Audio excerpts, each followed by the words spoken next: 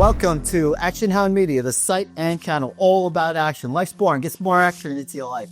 All right, so today we are going to talk about infrasound. Some of you might have heard of it, some may not have heard of it, but if you're big into Bigfoot, you might have heard of infrasound. It's one of the so-called abilities that a Sasquatch possesses that is used for them to distract or incapacitate other animals or hostiles to them. So what is infrasound? Infrasound refers to sound waves that are below the threshold of human hearing, typically with frequencies below 20 hertz. While most people can't hear infrasound, it can still have physical effects on the body and mind. So here's an overview of infrasound. The frequency range of infrasound is generally defined as the sound with frequencies lower than 20 hertz, which is below the audible range for humans. Humans typically can hear anything from 20 hertz to 20,000 hertz. Infrasound can travel long distances as low frequency sound waves tend to be less absorbed by the air than higher frequencies. This allows them to propagate through various environments, including the atmosphere, ground, and water. Natural sources of infrasound include earthquakes, volcanic activity, storms, ocean waves, and animal vocalizations. For example, elephants. Human-made sources can include machinery, engines, explosions, and certain forms of industrial activity.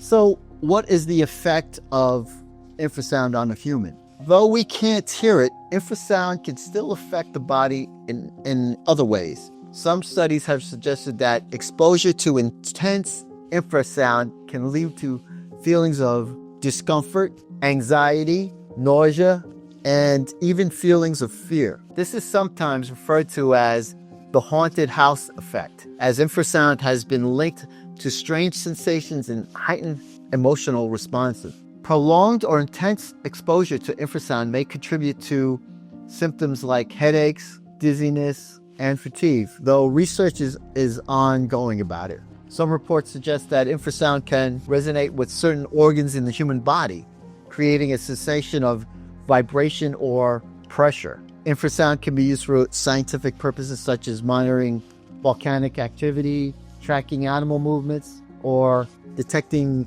nuclear explosions, as these often produce infrasound signals that can be detected globally. So that's one of the things that can be monitored, with the present day technology. Military. Infrasound has been investigated for use in non-lethal weapons due to its potential to cause disorientation, discomfort, or even induce a sense of fear or panic. So if any people out there heard of the Havana syndrome, these incidences, including hearing noises and experiencing head pressure followed by headaches, dizziness, cognitive dysfunction, and other symptoms, have been described in the news media as Havana syndrome, since the U.S. government personnel stationed in Havana first reported these incidences. People there were experiencing these strange symptoms. So the theory is maybe the Cubans were using infrasound to mess with the U.S. agents. So why is infrasound so interesting? Okay, so it's been a subject of scientific investigation, not only because of its effects on health, but also for its role in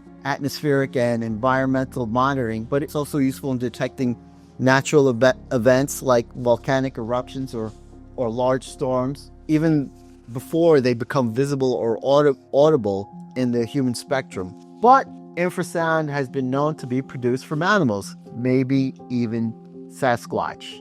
All right. What are some animals that are known to use infrasound? Well, elephants are one. Elephants are perhaps the most famous animals that produce and use infrasound. They communicate over long distances by generating infrasound, which can travel through the ground and air. Elephants use these low-frequency sounds to convey messages such as warnings about predators, mating calls, or coordination with other members of their herd. Other animals that use infrasound are whales and dolphins. Some species of whales, such as blue whales and humpback whales, produce infrasound as part of their vocalizations, typically during long-range communication. Infrasound helps these marine mammals communicate across the vast expanses of the ocean where sounds can travel great distances underwater. Alligators and crocodiles. These reptiles produce low-frequency sounds during mating calls. or to establish territory. The infrasound is often produced when they bellow or grunt, and it helps them communicate with others across large distances, especially in swampy or noisy environments. Tigers, lions, and other large cats may produce low-frequency roars that enter into the infrasound range. These vocalizations are often used to mark territory and establish dominance over other animals in the area. It is believed that infrasound may have an unsettling effect on prey species, helping to establish fear or confusion, which is similar to what people have experienced with the infrasound when they encounter Sasquatch. Giraffes are another animal that use infrasound. Although not much is understood about giraffes' vocalizations, there is evidence that giraffes can produce low-frequency sounds, some of which may fall into the infrasound range. These sounds can be used for communication between individuals, especially in environments where visibility is poor. All right, so we know animals have been found to use infrasound, but what about these Sasquatches?